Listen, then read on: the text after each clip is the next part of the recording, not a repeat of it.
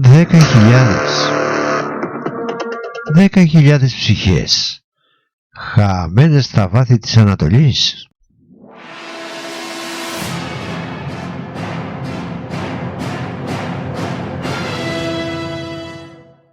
Πήγαν να πολεμήσουν για τον Κύρο, μα βρέθηκαν να πολεμούν για την ίδια τους τη ζωή. Στα πεδία των κούναξα η νίκη έγινε ήττα και η ελπίδα στάχτη.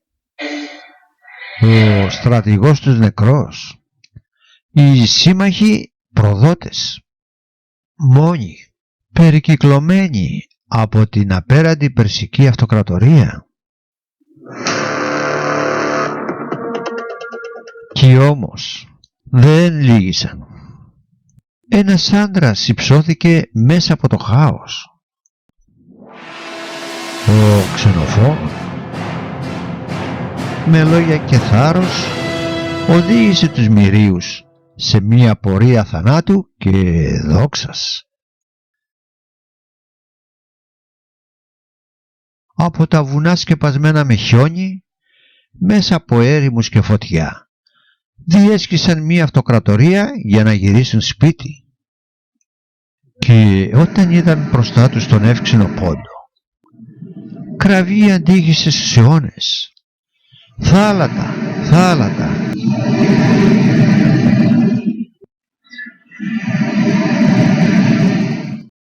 Ήταν η κραυγή των ζωντανών, η επιστροφή από την κόλαση της Ανατολής.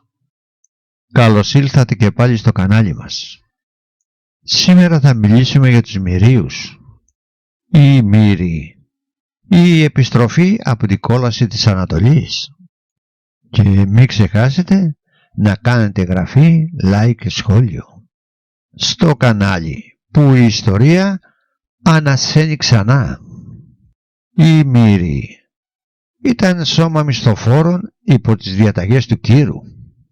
Στο σώμα αυτό υπηρέτησε ο Ξενοφών, ο οποίος και κατέγραψε την πορεία των συμπολεμιστών του στη μάχη στα Κούναξα και την επιστροφή του στην Ελλάδα.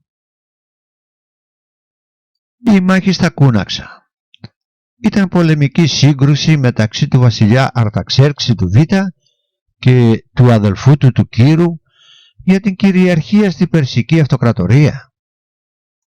Έλαβε χώρα στα τέλη του καλοκαιριού του 401 π.Χ. κοντά στην ομώνυμη πόλη της Μεσοποταμίας, περίπου 70 χιλιόμετρα βορείως της Βαβυλώνας. Οι λόγοι της μάχης και η κατάσταση που επικρατούσε. Το 404 π.Χ. πέθανε ο Αχεμενίδης, βασιλιάς Δαρείος ο Β, και τον διαδέχτηκε ο γιος του Αρταξέρξης ο Β, προς απογοήτευση του δεύτερου γιού του Κύρου του νεότερου, γεγονός που οδήγησε σε άγριο ανταγωνισμό και σε μία αναμέτρηση στα Κούναξα κοντά στη Βαβυλώνα το 401 π.Χ. Ο Αρταξέρξης, γνωστός και ως Αρσάκης, ήταν ο πρώτος εκ των δύο παιδιών του Δαρείου και της Παρισάτιδος. Η Παρισάτιδα ευνοούσε τον αδελφό του Κύρο λόγω του ότι γεννήθηκε αφού ο Δαρείος είχε γίνει βασιλιάς, ενώ ο Αρταξέρξης είχε γεννηθεί όταν ο Δαρείος ήταν ακόμα πρίγκιπας. Κατά την διάρκεια της στέψης του Αρταξέρξη, ο Κύρος συνελήφθη για απόπειρα δολοφονίας κατά του αδελφού του και καταδικάστηκε σε θάνατο. Μετά τη μεσολάβηση της μητέρας του, αφέθηκε ελεύθερος και επέστρεψε στις Σάρδεις με σκοπό να καταστρώσει νέα συνωμοσία κατά του Αρταξέρξη. Κατά τη διάρκεια του Πελοποννησιακού πολέμου, ο Κύρος βοήθησε τους Σπαρτιάτες να νικήσουν τους Αθηναίους και αυτοί, ανταποδίδοντας τη χάρη, απέστειλαν μία μεγάλη δύναμη 10.400 μισθοφόρων. Ο Κύρος, θέλοντας να κρατήσει μυστικές τις προθέσεις του, συνέχισε να πληρώνει τους φόρους του και δικαιολόγησε τη συγκέντρωση των ελληνικών δυνάμεων, λέγοντας ότι είχε διαμάχη με τον σατράπη της Ιωνίας, τη Σαφέρνη.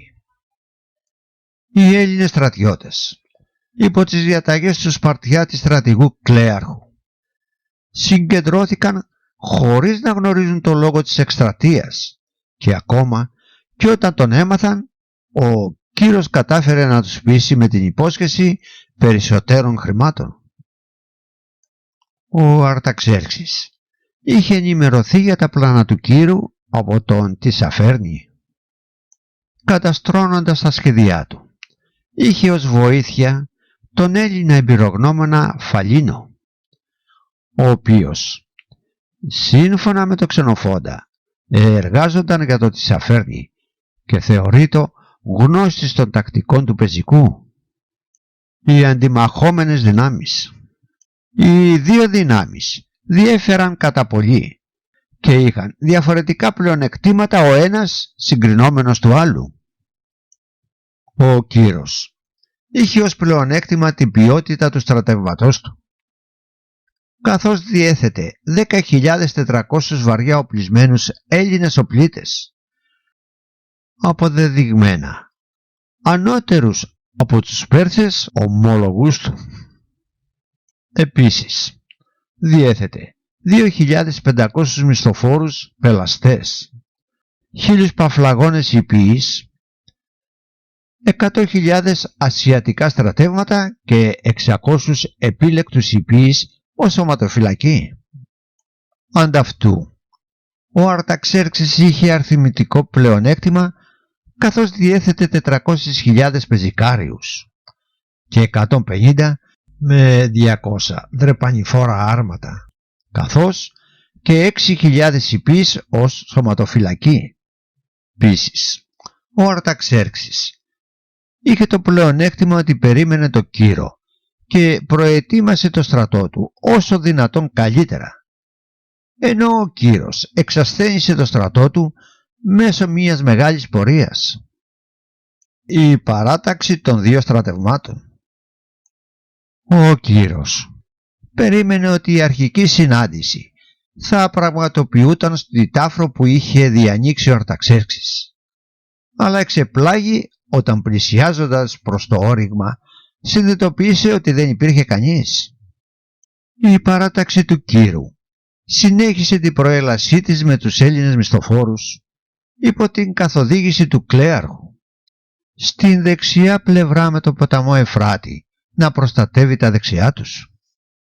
Στο αριστερό άκρο της ελληνικής πτέρυγας τοποθετήθηκαν 2.500 πελαστές με 1.000 παφλαγώνες ελαφρούς υπείς από πίσω τους.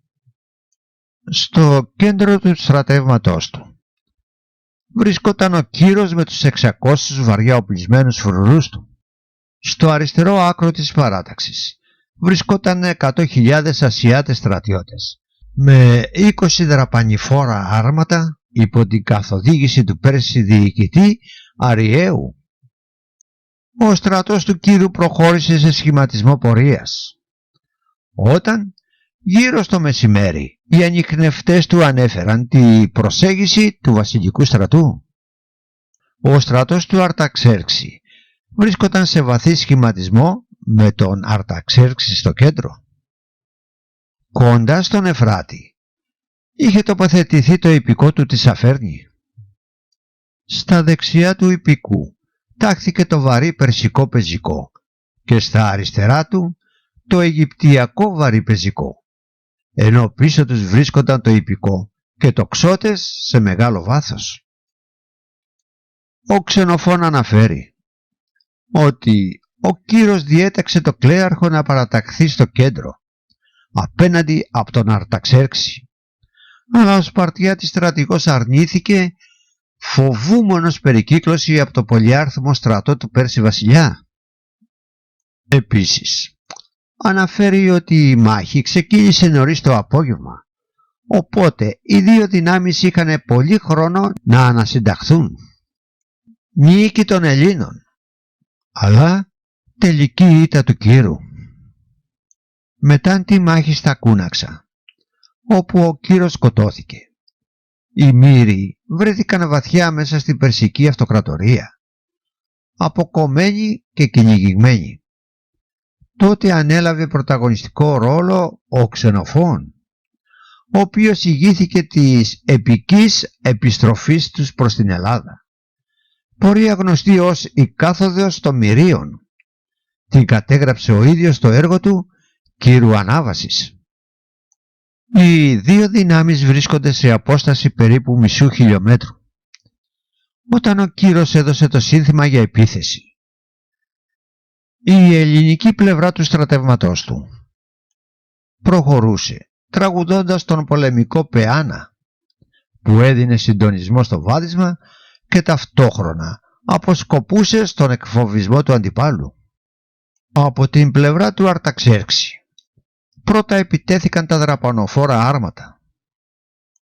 Σύμφωνα με τον Ξενοφόντα, μερικά από τα εν λόγω άρματα διαπέρασαν κατά λάθος το δικό του στράτευμα, ενώ άλλα πέρασαν τις γραμμές του Κύρου, ακυβέρνητα, με αποτέλεσμα να μην καταφέρουν να διασπάσουν την ελληνική φάλαγγα. Μετά τα δραπανηφόρα άρματα ήταν παρατεταγμένο το περσικό και αιγυπτιακό ιππικό, το οποίο υποχώρησε άτακτα, με τους Έλληνες να τους ακολουθούν για μία περίπου ώρα, κρατώντας το σχηματισμό τους. Την ίδια στιγμή η αριστερή πλευρά του Κύρου υπερφαλαγγίστηκε από τη δεξιά του Αρταξέρξη. Ο Τισαφέρνης, βλέποντας το κενό στη δεξιά πλευρά του Κύρου, αφού οι Σπαρτιάτες είχαν προχωρήσει σχεδόν 6 χιλιόμετρα, έχοντας απομακρυνθεί από την υπόλοιπη γραμμή, κατευθύνθηκε προς το ελληνικό στρατόπεδο, διασκορπίζοντας τους παφλαγώνες υπηείς, και χωρίς να προσπαθήσει να επιτεθεί στους Έλληνες οπλίτες, άδραξε την ευκαιρία να επιτεθεί από πλάγια στον Κύρο. Ο Κύρος, βλέποντας ότι δεν είχε επιλογές μετά την απομάκρυνση των Σπαρτιατών, επιτίθεται με τη φρουρά του κατά του αδελφού του. Η φρουρά του Αρταξέρξη διαλύεται σχεδόν αμέσως, αφού ο διοικητής των 6.000 φρουρών του Αρταξέρξη, Αρταγέρσης, σκοτώνεται από τη σφοδρή επίθεση του Κύρου. Αμέσως μετά επιτίθεται κατά του ίδιου του Αρταξέρξη, χωρίς να έχει ανασυντάξει το ιππικό του. Ο Πλούταρχος αναφέρει ότι ο Αρταξέρξης επιτέθηκε με το ακόντιό του, αλλά πέτυχε το φίλο του Κύρου Σαλτιφέρνη. Ο Κύρος κατάφερε να πληγώσει τον Αρταξέρξη, αλλά στη σφοδρή μάχη με τους βασιλικούς σωματοφύλακες σκοτώθηκε. Το αποτέλεσμα της μάχης: η νίκη του ελληνικού στρατεύματος όχι μόνο δεν ωφέλησε τον Κύρο, αλλά άφησε εκτεθειμένη τη δεξιά πλευρά του, έτσι ώστε να έχει τη δυνατότητα να διεισδύσει το ιππικό του Αρταξέρξη. Η αδύναμη αριστερή πλευρά του Αρταξέρξη οπισθοχώρησε και προφανώς δεν υπήρξε σωστός συντονισμός από τον Κύρο ή τον Κλέαρχο για το τι έπρεπε να κάνουν οι Έλληνες μετά από το εν λόγω συμβάν. Ο αριθμός των νεκρών ήταν πολύ μικρός για τα μεγέθη των στρατευμάτων που συγκρούστηκαν. Ο Πλούταρχος αναφέρει δύο πιθανά νούμερα: 9.000 σύμφωνα με το Κτησία ή 25.000 σύμφωνα με το Δίνονα.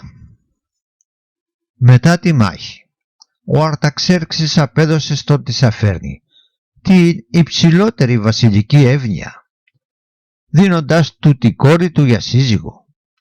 Επίσης, ο Τισαφέρνης ανέλαβε τη διοίκηση των επαρχιών του Κύρου.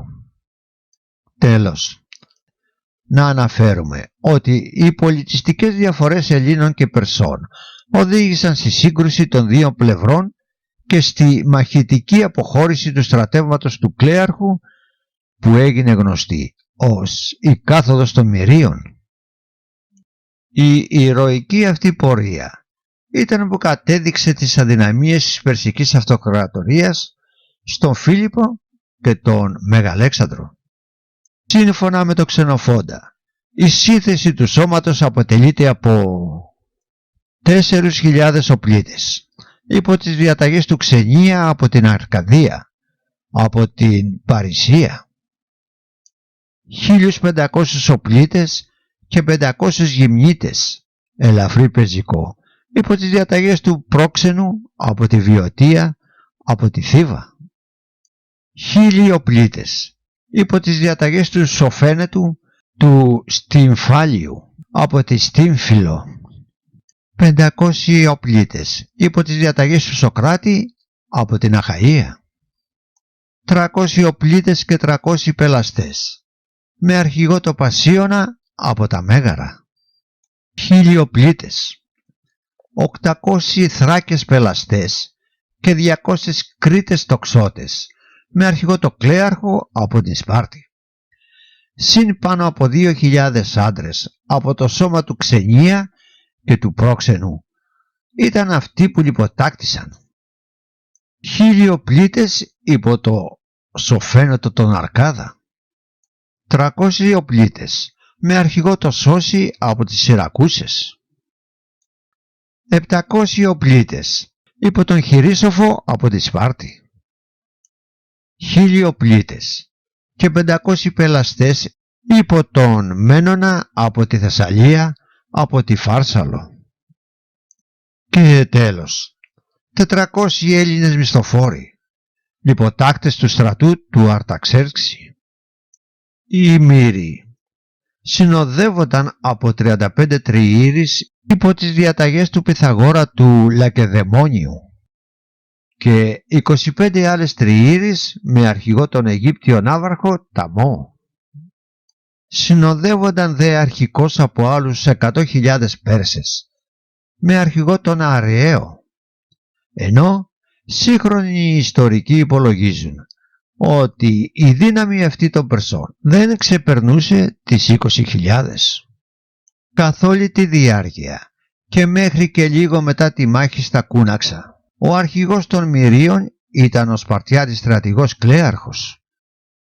Τότε ο Τισαφέρνης εχμαλώτησε και θανάτωσε τους Κλέαρχο, Πρόξενο, Μένονα, Αγία, τον Αρκά και τον Σοκράτη.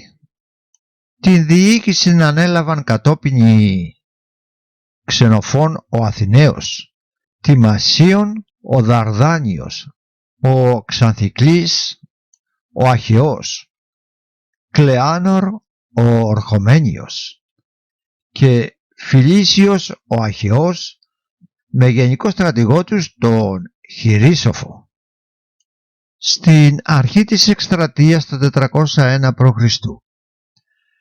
ο Ξενοφών αναφέρει ότι το σώμα των Μυρίων είχε δύναμη γύρω στους 10.400 πολεμιστές, ενώ το 399 π.Χ. είχε μειωθεί στους 6.000. Οι Μύριοι δεν γύρισαν πίσω για δόξα, γύρισαν για ελευθερία. Εάν ήσουν και εσύ εκεί, θα άντεχες την κάθοδο?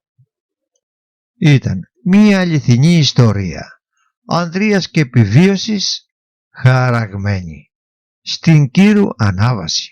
Οι Μύριοι, η επιστροφή από την κόλαση της Ανατολής.